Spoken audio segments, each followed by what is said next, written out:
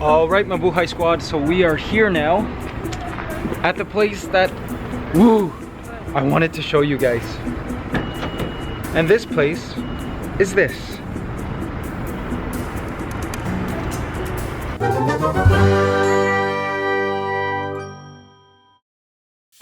A Tokyo garbage incineration plant. Yes. Alright guys, so get this. This is basically where everyone's garbage in Tokyo goes to. This is so exciting because I've always wondered where garbage goes to anyways, like no matter what city you're in, right? And growing up, let's face it, Japan has everything figured out. You know what I'm saying? Their systems, the way they live, super efficient. And I'm curious what they do with their garbage. And I guess this is a full-scale model of these facilities. Hope you guys are ready for a whole day of learning. Because I know I am. So be sure to hit the like button, leave me a comment, and subscribe to the channel to join the Mabuhay squad, our family. We'll be your daily dose of positive vibes. Guys, my hair is like wanting to make an appearance in these vlogs. Mabuhay squad, this is Mr. Kawanishi. Yes, the head of this entire plant. Wow, what an opportunity, guys. Okay, he's gonna show us some stuff.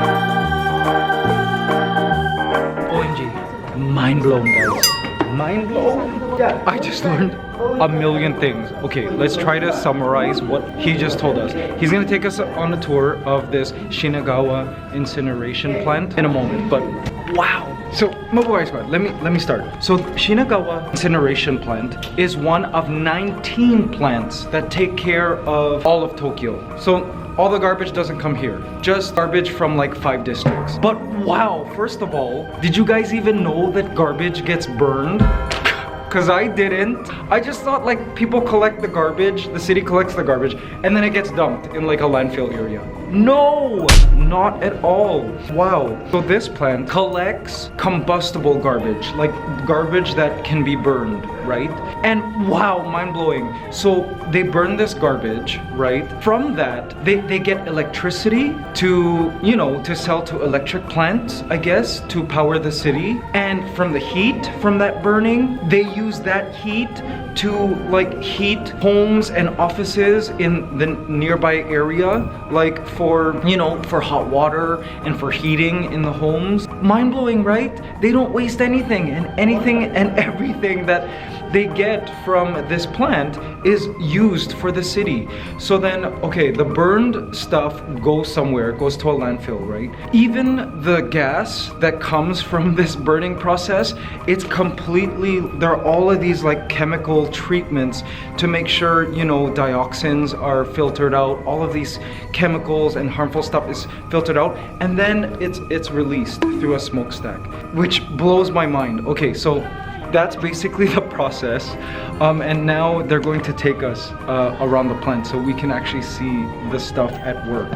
Unbelievable, mind-blowing. Is that mind-blowing, Mabuhay squad? Did you know that garbage is burned? So funny. Alright, okay, so guys, the garbage truck comes into this area with all of its garbage. It's weighed. That's where the garbage is weighed. They already know the weight of the truck, which they weigh here, and then when it goes here, they just do the calculation. They'll know how much it's weighed. Then it's dropped into this area, and then the guy goes with his truck to go pick up more garbage. And then I said, hopefully the garbage man doesn't eat too much during lunch because it might throw off the calculations. And then he said that, don't worry, that's taken into consideration. Amazing.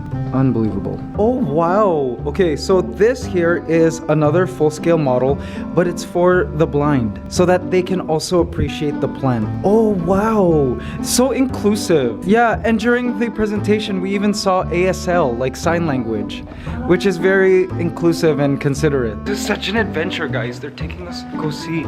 So I'm assuming that wherever you guys live, the process of dealing with the garbage is similar.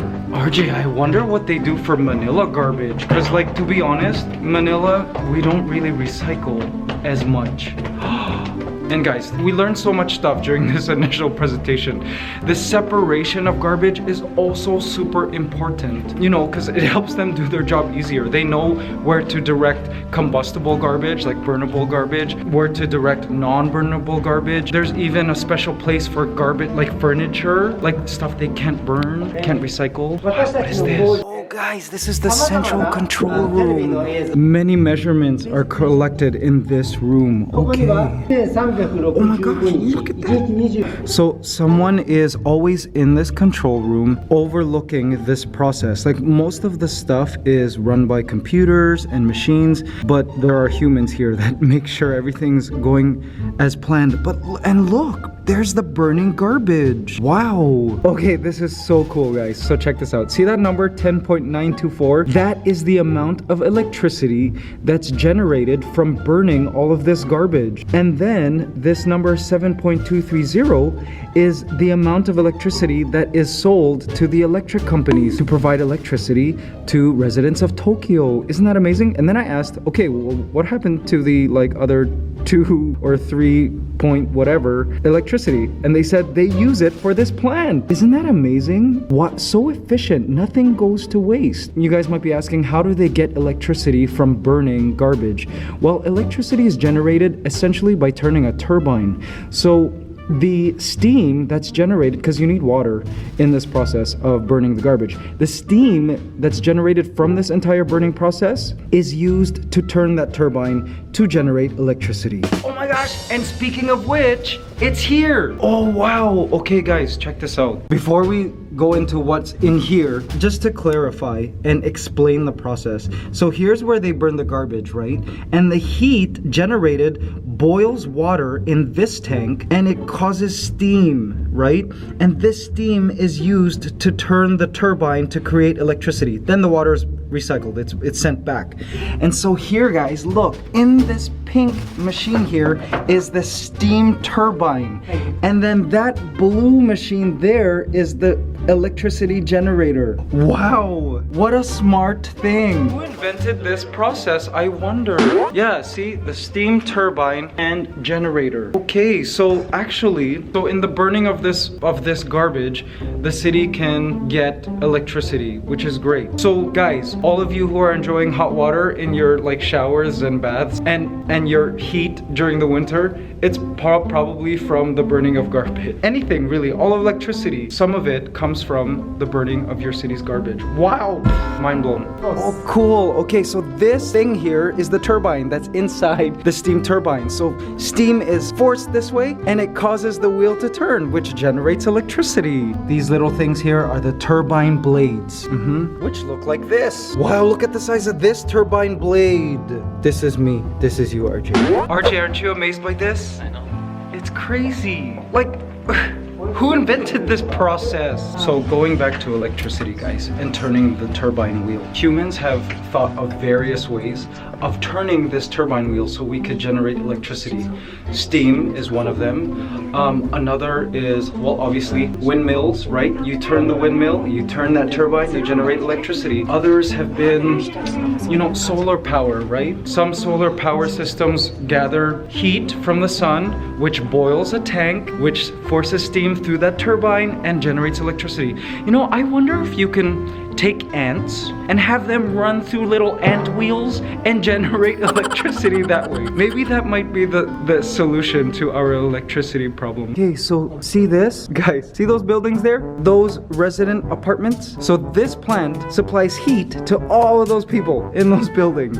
How neat. So in case you're wondering how the world mainly gets electricity, by burning fossil fuels like coal and all of this oil, and that heat is used to create steam and then turn that turbine. That's how most of the world gets its electricity, and which is not good, because look now, we have global warming, we have greenhouse gases, blah blah blah. And this is why you know, in what is it, like World Day, Earth Day, you turn off the lights for 1 hour, is because if you leave your light on, that electricity, you know, was generated by burning fossil fuels. And by turning it off, you kind of like, it's like your way of helping. Which is why all you guys, if you're not using your power, turn it off. You know what I'm saying? Like, we don't need to burn more fossil fuels. Anyways, wow, I'm just mind blown by all of this. Guys, all you kids, try to think of ways to turn that wheel, that turbine wheel, so that the Earth can find a more sustainable way to create electricity in this world. All of you little kids, you guys are the ones who will be in charge of the world later. Think, how can we turn that turbine? Other ways that we've thought of turning the turbine wheel is through water, right? In Niagara Falls, there's a turbine there that's turning so that it can generate electricity. Some like biological engineers have even thought of like using bacteria which create methane, which can burn, right? Which can heat the steam to force steam through the turbine to create electricity. There are just so many ways, guys. Oh wow! Oh wow, my boy Scott, look at this! Look at this! This is all this garbage. Okay, so the garbage is dumped here. Look at all of that combustible garbage. And look, there's like a crane down there. That's, okay, so all of these cranes are operated by computer, and what they do is they grab the garbage and lift it and drop it so that it can burn evenly. Like, you know, I mean, when you dump all this garbage here, it like gets flat and compressed, but these cranes make sure that it's like nice and fluffy. You know what I'm saying? These are garbage fluffers. Amazing. Oh wow, look at that. It's like those toys, you know, like when you put a coin in and it grabs like a stuffed toy. Oh. Now, this pit contains 5,000 ton waste. Wow, there are 5,000 tons of waste in this containment. And how many of these are there in this plant? Oh, okay, this is where all the garbage of this plant goes. Interesting. Let's see if we can see what people have been throwing away. Let's zoom in. Look at all of that garbage. Oh, I see a wrapper. I see some kind of wrapper. I see a cardboard box. Oh, and I see plastic bags. Interesting. So plastic bags get burned too? Oh. I asked him if he's walked down there. He said no, but he's walked up here. Okay, I would love to walk down there. He's never been to the bottom of the pit. You will drown. How do you drown in garbage? Oh wow, this is like full size of the crane. You're like one big garbage there. Wow, okay guys, so check this. So all of those tons of garbage is burned through this, like, it looks like stairs, right? It goes through here, down here, burns, and then it's done here. But get this, this is only a half-scale model, which means all of that garbage is burnt, like this whole stair thing is from him to him. That's not very big. That's like all that garbage. I assume maybe it was a huge, but no, it's very small. Okay, so this is where it burns. The garbage burns here, the heat goes up and burns that steam thing, the boiler, and then the steam is used for electricity. Okay, and then I guess this is where it's collected, all of the burned stuff, and shipped to the landfills. Oh my guys, so see this massive 90-meter stack? So of course when you're burning anything, right, there's like smoke and like gas and all of that. But imagine burning a city's garbage. It creates all sorts of different smokes that could be toxic, all of this. So there's a whole section to this incineration plant that takes care of all of that smoke. They call it exhaust. And they treat that gas, really dangerous, so that it gets rid of different things, dioxins, even mercury, like random things. There are all of these chemical processes that clean that air. And then the final cleaned air comes out of here. Guys, running a city is so complicated. You know, ants have their version of this too, by the way. Ants keep all their garbage in a certain spot, then they bury it, and then microorganisms take care of the garbage. And like similar processes happen to like clean up so that the ants don't have to deal with the poisons produced by their own garbage. It's pretty amazing. So guys, look at this skyline. You see that? Now, if you look at the skyline, it looks like a beautiful collection of buildings and skyscrapers. And apparently this whole area, that whole area is expensive skyscrapers. But this skyscraper right there, that's not a skyscraper. That is a smokestack for an incineration plant.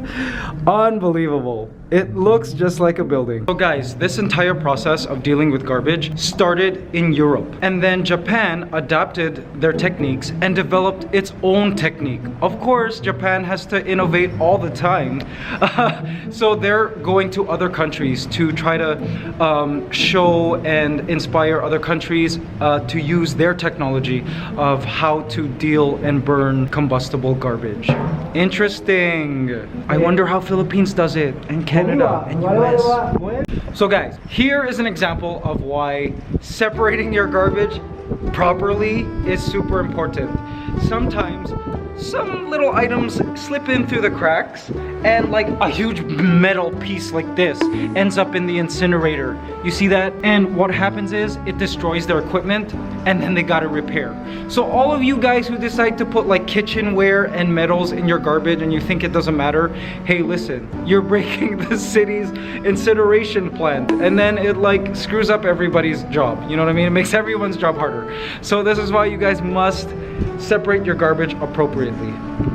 So that this doesn't end up in their machines. You know what I'm saying? You know what I'm saying? Okay guys, so Mr. Kawanishi just asked, he asked us, how many people do you think they employ here in this factory, not including garbage collectors? RJ, how many do you think? I think around 30. 30? Wow, that's it? This entire plant?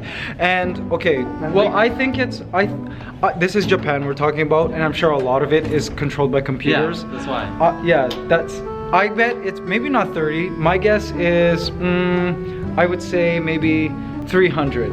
I think it's less, Not more than 100. Okay, let's find the answer, guys. 75. Oh, see? 75 people? This entire plant is run by 75 employees? OMG, including these two? Oh, you and 73 other people. Wow, that's amazing. Oh my goodness, unbelievable. Hey, I mean, that's great. And finally, to end the tour, this here is the dumping site, the final destination of all combustible garbage. Oh, okay, interesting. Okay guys, so I asked, okay, what happens when this landfill fills up? You know what I'm saying? Like, do they just add to it till it becomes a mountain? No. Okay, so they built this barrier here and this barrier here, and then they remove the water. So this is all water, guys. They remove all of that ocean water, I guess, and then they fill the garbage. And once all of this fills up, Tokyo has nowhere else to like put the garbage. So they're expecting this to possibly fill up within the next 50 years, but they were hoping that by then we'll have developed a better technology to deal with the garbage so that this doesn't fill up ever. You know what I mean? Like, we don't want this land site to be non-usable, because where would Tokyo dump their garbage after that? Arigato gozaimasu. Wow, thank you, Mabuhay Squad. This tour has been just completely enlightening. Okay, we also learned that he had heard that the Philippines does not use this system where the garbage is burned, and it's just piled and piled and piled. OMG, we need to figure that out. President Duterte, please adapt this system. You know what I'm saying?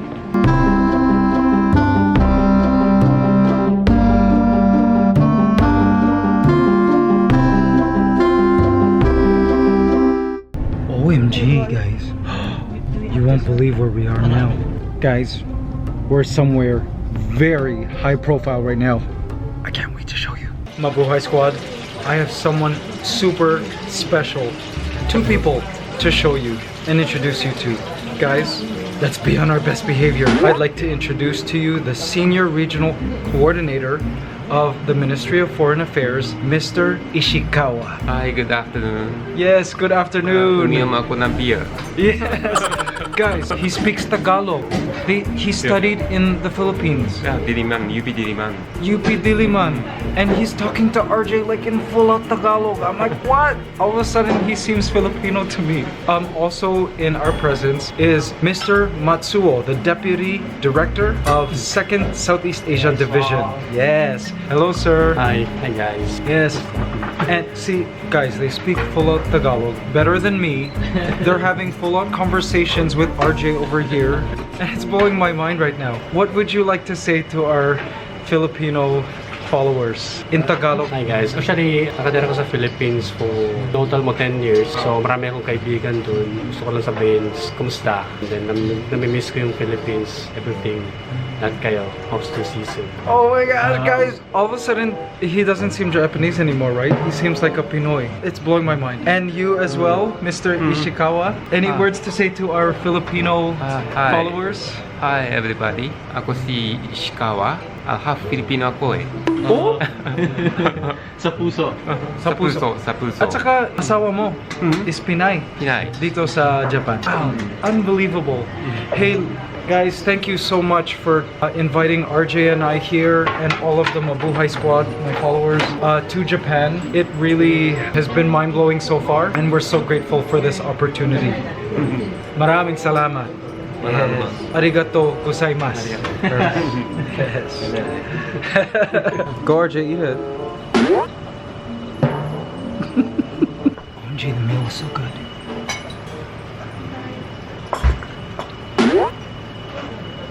OMG guys, what an opportunity, right? To eat with those two amazing gentlemen from the Japanese government. I was laughing the whole time because RJ ate like some foods that he normally wouldn't eat, like shrimp head and all these exotic foods, and it was hilarious because every time they're saying, oh, this is so-and-so, cucumber, sea cucumber, I would look at RJ, I'm like, RJ, are you gonna eat this? He's like, yeah, because he felt like he was pressured to eat it, and he ate it. Well, this is Japan and I'm falling in love with Japan, right? Yes, that's right. See? You gotta be open-minded with food. I was afraid of offending them. Alright, Mabuhay squad. So, we have something really cool planned for you guys. For those of you who miss Ligaya, and I certainly do, and of course all these vlogs, we've seen little bits of Ligayas in Manila, Philippines. But, where we're taking you now is something we asked the Ministry of Foreign Affairs to schedule in our itinerary. Have a look.